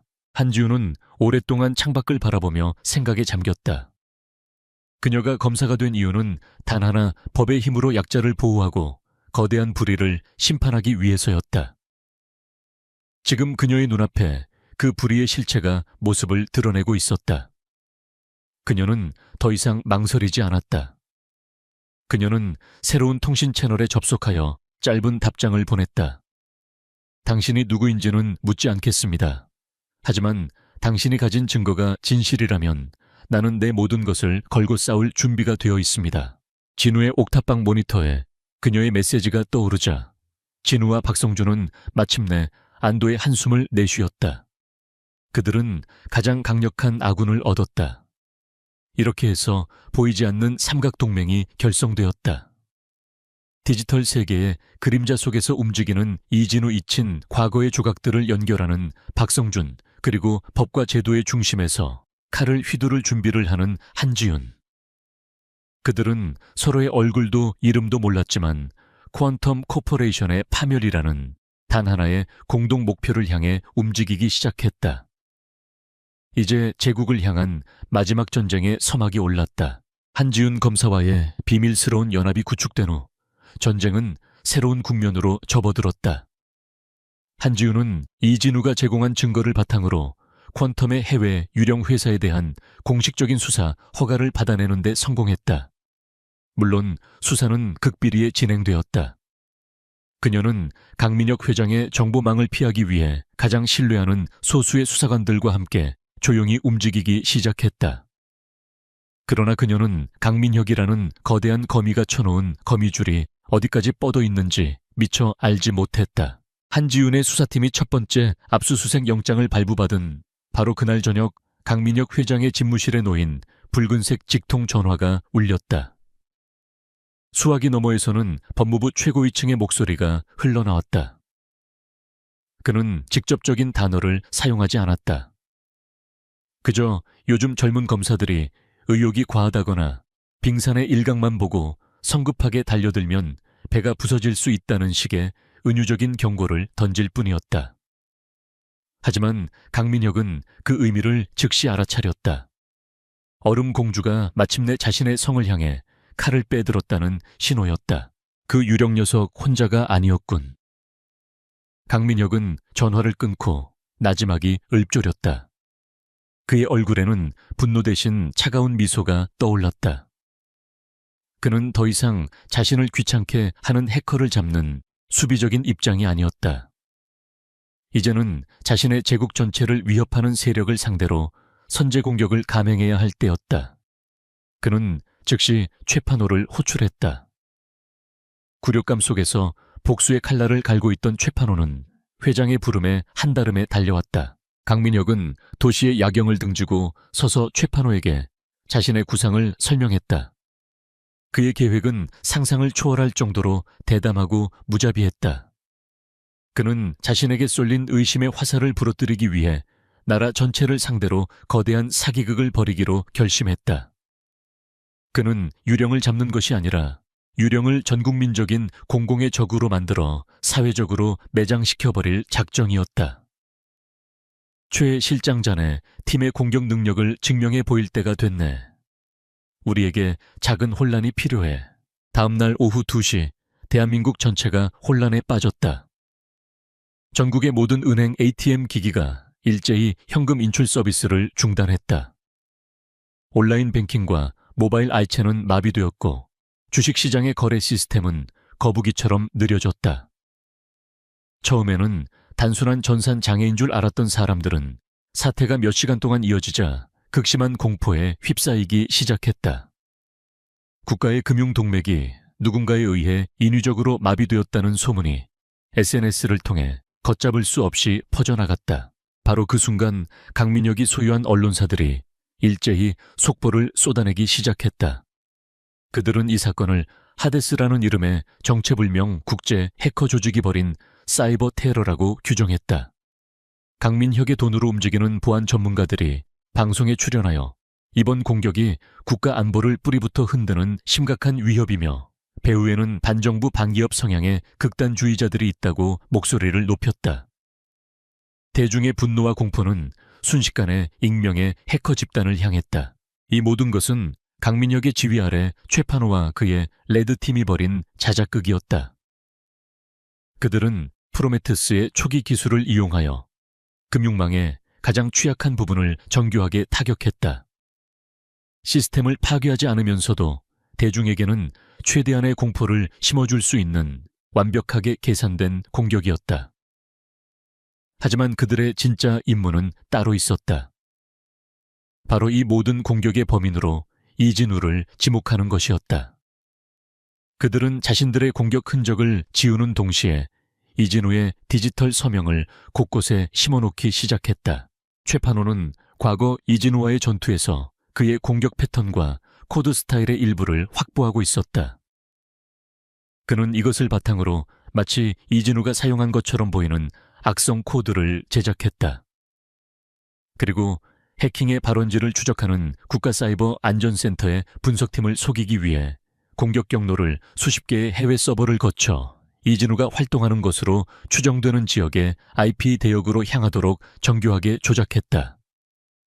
그것은 전문가들조차 속아 넘어갈 수밖에 없는 완벽한 조작이었다. 정부 합동수사본부가 꾸려지고 몇 시간 만에 잠정적인 수사 결과가 발표되었다. 범인은 국제 해커 조직이 아니라 최근 퀀텀 코퍼레이션을 지속적으로 공격해 온 고도로 숙련된 국내 해커거, 즉 유령이라는 것이었다. 언론은 기다렸다는 듯이 유령을 반사회적 인물로 몰아가기 시작했다. 그들은 퀀텀에 대한 공격을 대기업에 대한 불만을 품은 개인의 치기 어린 행동으로 폄하했고 이제 그 불만이 국민 전체를 향한 테러로 발전했다고 보도했다. 진실을 찾던 외로운 추적자는 하룻밤 사이에 천하의 몹쓸 테러리스트가 되어버렸다. 이 모든 상황을 지켜보는 진우와 박성준 그리고 한지우는 경악을 금치 못했다. 이것은 그들이 상상했던 방역의 수준을 뛰어넘는 것이었다. 강민혁은 단지 증거를 덮으려는 것이 아니라 아예 전쟁의 판 자체를 바꾸려 하고 있었다. 한지우는 즉시 상부로부터 퀀텀에 대한 모든 수사를 중단하고 국가 안보를 위협하는 해커 유령을 체포하는 데 모든 역량을 집중하라는 압력을 받기 시작했다. 그녀의 칼은 적의 목전에서 강제로 거두어졌다. 박성준은 자신의 과거가 거대한 규모로 재현되는 것을 보며 절망감에 휩싸였다. 거대한 권력이 어떻게 언론을 이용해 진실을 왜곡하고 한 사람의 인생을 파괴하는지 그는 뼈저리게 알고 있었다. 우리가 졌네. 저들은 괴물이야. 그의 목소리가 힘없이 떨렸다. 하지만 진우의 눈은 절망이 아닌 차가운 분노로 불타고 있었다. 그는 자신의 아버지가 왜 그렇게 외롭게 싸워야 했는지, 그리고 강민혁이라는 인간이 얼마나 추악한 존재인지 다시 한번 깨달았다. 아직 끝나지 않았어요. 진우는 자신의 모든 장비를 끄기 시작했다. 이제 이 옥탑방도 더 이상 안전하지 않았다. 국가의 모든 정보기관과 수사기관이 자신의 뒤를 쫓기 시작할 것이다. 그는 유령처럼 사라져야 했다. 하지만 그것은 도망을 의미하는 것이 아니었다. 가장 깊은 어둠 속으로 몸을 숨겨 마지막 방역을 준비하기 위함이었다. 전국에 수배령이 내려지고 자신의 얼굴이 담긴 몽타주가 모든 뉴스 화면을 장식하는 것을 보며 진우는 조용히 어둠 속으로 발을 옮겼다. 이제 그는 온 세상과 맞서 싸워야 했다. 전국에 수배령이 내려진 이진우는 완벽한 유령이 되어 어둠 속으로 스며들었다. 그는 낡은 옥탑방을 버리고 재개발을 앞두고 비어버린 도심의 한 건물 지하 통신실에 새로운 거점을 마련했다. 세상의 모든 눈이 자신을 쫓고 있는 지금 그에게 남은 시간은 얼마 없었다. 그는 절망하거나 도망치는 대신 이 모든 것을 끝장낼 마지막 한 수를 준비하기 시작했다. 그것은 지극히 위험하지만 강민혁이라는 괴물을 쓰러뜨릴 유일한 방법이었다. 그는 암호화된 채널을 통해 박성준과 한지훈에게 자신의 마지막 계획을 전달했다. 그의 목표는 며칠 뒤에 열리는 퀀텀 코퍼레이션의 연중 최대 행사인 신기술 발표회 퀀텀 리프였다. 이 행사는 전 세계에 생중계될 예정이었고 강민혁 회장이 직접 무대에 올라 새로운 가상현실 기술을 발표하기로 되어 있었다. 진우는 바로 그 순간 전 세계가 지켜보는 앞에서 강민혁의 가면을 벗겨버릴 생각이었다. 계획은 3명의 완벽한 협력을 필요로 했다. 진우는 방송 시스템을 해킹하여 증거를 송출하는 역할을 맡았다. 박성준은 자신의 낡은 인맥을 총동원하여 진실이 폭로되는 순간 그것이 음모론으로 치부되지 않도록 주류 언론들이 즉시 후속 보도를 할 수 있게 밑밥을 까는 역할을 맡았다. 그리고 가장 중요하고 위험한 역할은 한지훈의 몫이었다. 그녀는 행사가 시작되는 바로 그 시점에 퀀텀 본사에 대한 압수수색을 집행하여 물리적인 혼란을 일으켜야 했다. 한지훈은 엄청난 압박에 시달렸지만 그녀는 물러서지 않았다. 그녀는 상부의 명령을 어기고 기존에 확보했던 금융비리 혐의를 근거로 압수수색 영장을 발부받는데 성공했다. 물론 이것은 그녀의 검사 인생을 통째로 건 도박이었다. 실패한다면 그녀는 모든 것을 잃게 될 터였다. 마침내 운명의 날이 밝았다. 화려한 조명과 수많은 취재진으로 가득 찬 퀀텀 리프 행사장은 축제의 분위기로 들떠 있었다. 무대 뒤편에서 강민혁은 자신감 넘치는 미소로 연설문을 마지막으로 점검하고 있었다. 그는 자신의 손으로 만들어낸 유령이라는 공공의 적 덕분에 오히려 퀀텀의 보안 기술력이 주목받고 주가가 오르는 아이러니한 상황을 즐기고 있었다. 그는 이제 곧 전 세계 앞에서 자신의 위대한 비전을 선포하며 승리를 자축할 참이었다. 그 시각 한지훈과 그녀의 수사관들은 행사장 근처의 차량 안에서 숨을 죽인 채 신호를 기다리고 있었다. 그리고 도시의 가장 깊은 지하에서 진우는 수십 개의 모니터에 둘러싸여 마지막 전쟁을 시작했다. 행사가 시작되고 웅장한 음악과 함께 강민혁이 무대 위로 올라섰다. 그가 청중을 향해 손을 흔드는 바로 그 순간 한지우는 차량에서 내리며 명령했다. 진입한다. 수사관들이 퀀텀 본사 로비로 들이닥쳐 압수수색 영장을 제시하자 건물의 보안팀은 발칵 뒤집혔다. 이 소식은 즉시 행사장 통합 관제실에 있던 최판호에게 보고되었다. 그는 당황했지만 애써 침착하며 보안팀의 절반을 본사 방어에 투입하라고 지시했다. 그의 시선이 분산된 바로 그 틈이 진우가 기다리던 순간이었다. 무대 위에서 강민혁은 미래 기술에 대한 열정적인 연설을 시작했다.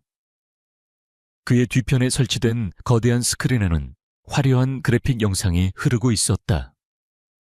지하 통신실에서 진우의 손가락은 보이지 않을 정도로 빠르게 움직였다. 그는 방송 송출 시스템의 마지막 방화벽을 향해 준비해둔 모든 코드를 쏟아부었다. 화면에 복잡한 코드 라인이 폭포수처럼 흘러내렸다. 마침내 마지막 방어벽이 무너져 내리는 신호가 떴다. 진우는 망설임 없이 준비해둔 파일에 실행키를 눌렀다. 강민혁이 연설의 절정을 향해 달려가던 순간 그의 뒤편 스크린의 영상이 갑자기 지지직거리며 멈췄다. 장내가 술렁이기 시작했다. 기술팀이 시스템을 복구하려 애썼지만 제어건은 이미 그들의 손을 떠난 후였다. 잠시 후 스크린에는 퀀텀의 로고 대신 낯선 금융거래 장부가 나타났다. 그것은 퀀텀의 유령 회사가 국제 무기 밀매 조직에 거액을 송금한 진우가 한지윤에게 처음 보냈던 바로 그 증거였다. 전 세계로 생중계되던 방송은 이제 강민혁의 얼굴 대신 그의 범죄 증거를 비추고 있었다. 청중은 경악했다. 강민혁은 뒤를 돌아보고 자신의 눈을 의심했다. 그의 얼굴에서 자신감 넘치는 미소가 사라지고 당혹과 분노가 떠올랐다. 그는 소리쳤다. 방송을 중단해 당장 하지만 소용없었다. 스크린의 내용은 빠르게 바뀌기 시작했다. 프로메테스의 설계도 강민혁이 이수연 박사를 협박하던 이메일 내용, 그리고 마침내 아버지의 마지막 목소리가 담긴 음성 파일이 행사장에 울려 퍼졌다. 이건 신이 아니야 악마지. 음성 파일이 끝나고 장내에 잠시 정적이 흘렀다. 그리고 스크린은 마지막 영상을 비추기 시작했다. 그것은 거칠고 흐릿한 화질의 실시간 영상이었다. 영상 속에는 깡마르고 늙어 보이지만 분명히 살아있는 이수연 박사가 좁고 하얀 방에 갇혀있는 모습이 보였다. 진우가 훔쳐낸 데이터 속에서 발견한 좌표를 역추적하여 아버지가 감금된 비밀 연구소의 내부 CCTV 하나를 해킹하는 데 성공한 것이었다. 아버지는 살아있었다. 그리고 퀀텀의 괴물에게 붙잡혀 있었다. 모든 것이 폭로되었다. 강민혁은 무대 위에 얼어붙은 채 서 있었다. 그의 위대한 제국이 수백만 명의 눈앞에서 자신의 아들을 찾으려던 한 소년의 손에 의해 무너져 내리고 있었다. 그의 오만했던 얼굴은 이제 전 세계인의 조롱과 분노가 담긴 생방송 화면에 박제되었다. 행사장 안은 아수라장이 되었고 퀀텀의 주가는 실시간으로 폭락하기 시작했다. 지하 통신실에서 진우는 모니터에 비친 아버지의 모습을 보며 조용히 눈물을 흘렸다. 길고 외로웠던 싸움의 끝이 마침내 보이기 시작했다. 퀀텀 리프 행사장에 울려 퍼진 진실의 폭로는 거대한 제국을 단숨에 무너뜨리는 지진과도 같았다. 전 세계로 생중계된 강민혁의 범죄 증거는 그 어떤 변명이나 조작으로도 덮을 수 없는 낙인이 되었다. 무대 위에 강민혁은 넋이 나간 사람처럼 서 있었고 행사장은 기자들의 질문과 청중의 분노 그리고 보안팀의 고함 소리로 아수라장이 되었다. 퀀텀 코퍼레이션이라는 거대한 배는 모든 선원이 지켜보는 앞에서 암초에 부딪혀 침몰하기 시작했다. 이 모든 혼란의 중심에서 한지훈 검사는 마침내 움직이기 시작했다. 그녀가 행사장에 들이닥쳤을 때 더 이상 그녀를 막는 사람은 아무도 없었다. 상부의 압력은 이미 여론의 거대한 분노 앞에 의미를 잃은 후였다. 그녀는 무대 뒤편에서 도망치려던 강민혁 회장에게 차가운 수갑을 채웠다. 한때 도시를 발 아래 두고 세상을 호령하던 제국의 황제는 수많은 카메라 플래시 앞에서 초라한 범죄자로 전락했다. 최판호 역시 본사 서버실에서 모든 데이터를 파기하려다 현장에서 체포되었다. 하지만 가장 시급한 임무는 이수연 박사를 구출하는 것이었다. 진우가 생중계 화면에 노출시킨 좌표를 바탕으로 경찰 특공대가 즉시 출동했다. 그들이 도착한 곳은 경기도 외곽의 한적한 곳에 위치한 위장된 물류 창고였다. 특공대는 견고한 방어 시스템을 뚫고 지하로 진입했고 그곳에서 마침내 미로처럼 얽힌 비밀 연구시설을 발견했다. 그리고 그 가장 깊숙한 곳, 진우가 화면으로 보았던 바로 그 하얀 방에서 이수연 박사를 찾아냈다. 몇 년간의 감금 생활로 그는 쇠약해져 있었지만 그의 눈빛만은 여전히 살아있었다. 그는 자신을 구하러 온 특공대원들을 보며 믿을 수 없다는 표정을 짓다가 이내 모든 것을 체념한 듯 조용히 물었다. 내 아들, 진우는 무사한 겁니까? 그의 아들은 단지 무사한 것이 아니었다. 그의 아들은 아버지를 구하기 위해 세상과 맞서 싸워 이긴 영웅이 되어 있었다. 한편 테러리스트에서 하루아침에 국민적 영웅으로 위상이 바뀐 이진우는 한지훈 검사의 보호 아래 안전한 장소로 옮겨졌다. 며칠 후 정부의 비밀 안개에서 그는 그토록 그리워하던 사람과 마주하게 되었다. 문이 열리고 의사의 부축을 받으며 들어서는 아버지의 모습을 본 순간 진우는 아무 말도 할 수 없었다. 시간은 멈춘 듯했고 세상의 모든 소음이 사라졌다. 두 사람은 그저 서로를 바라보며 말없는 눈물을 흘렸다. 진우야. 몇 년 만에 들어보는 아버지의 목소리는 심하게 쉬어 있었지만 세상에서 가장 따뜻한 울림을 가지고 있었다. 이수연 박사는 아들에게 다가와 떨리는 손으로 아들의 얼굴을 어루만졌다. 훌쩍 커버린 아들의 모습 속에서 그는 자신을 구하기 위해 어떤 험난한 길을 걸어왔을지 느낄 수 있었다. 아버지를 찾아왔구나. 진우는 아버지를 힘껏 끌어안았다. 그 어떤 말도 필요 없는 모든 그리움과 고통을 녹여내려는 뜨거운 포옹이었다. 그 후 몇 주 동안 세상은 퀀텀 게이트로 떠들썩했다. 이진우는 아버지의 증언과 자신이 확보한 결정적인 증거들을 수사팀에 모두 넘겼다. 그의 모든 혐의는 깨끗하게 벗겨졌고 정부는 공식적으로 그의 용기 있는 행동에 감사를 표했다.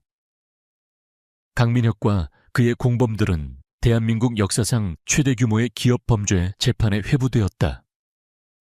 그들의 제국은 공중분해되었고 프로메테스 프로젝트는 여러 나라의 정보기관이 협력하는 국제적인 감시 아래 영구적으로 폐기되었다. 몇 달의 시간이 흘렀다. 도시는 언제나처럼 분주했지만 세상은 조금 더 나은 곳이 되어 있었다. 박성준 기자는 유령과 제국이라는 제목의 책을 출간하여 베스트셀러 작가가 되었고 잃어버렸던 기자로서의 명예를 완전히 회복했다. 한지훈 검사는 퀀텀 게이트를 성공적으로 해결한 공로를 인정받아 최연소 특수부 부장검사로 승진했고 여전히 정의의 칼날을 휘두르고 있었다. 어느 맑은 가을, 날 오후 한강이 내려다 보이는 공원 벤치에 진우와 이수연 박사가 나란히 앉아 있었다. 건강을 많이 회복한 이수연 박사의 얼굴에는 평온한 미소가 감돌았다. 진우 역시 더 이상 세상에 대한 분노와 복수심으로 가득 찬 소년이 아니었다. 그의 눈빛은 깊고 차분해져 있었다. 잠시 후 박성준이 웃으며 그들에게 다가왔다. 세 사람은 특별한 말을 하지 않고 그저 함께 흐르는 강물을 바라보았다. 이제 뭘 할 건가? 박성준이 툭 던지듯 물었다. 진우는 잠시 아버지를 바라본 후 미소를 지으며 대답했다. 작은 회사를 하나 만들까 해요. 세상을 위협하는 기술이 아니라 사람들을 안전하게 지켜주는 그런 기술을 만드는 회사요. 그의 대답에 이수연 박사는 자랑스러운 눈빛으로 아들의 어깨를 감쌌다. 길고 어두웠던 터널은 끝났다. 그들 앞에는 이제 새로운 길이 펼쳐져 있었다. 총이나 칼이 아닌 진실을 향한 용기와 차가운 이성의 코드로 거대한 악을 무너뜨린 아버지와 아들. 그들의 새로운 이야기는 이제 막 시작되고 있었다.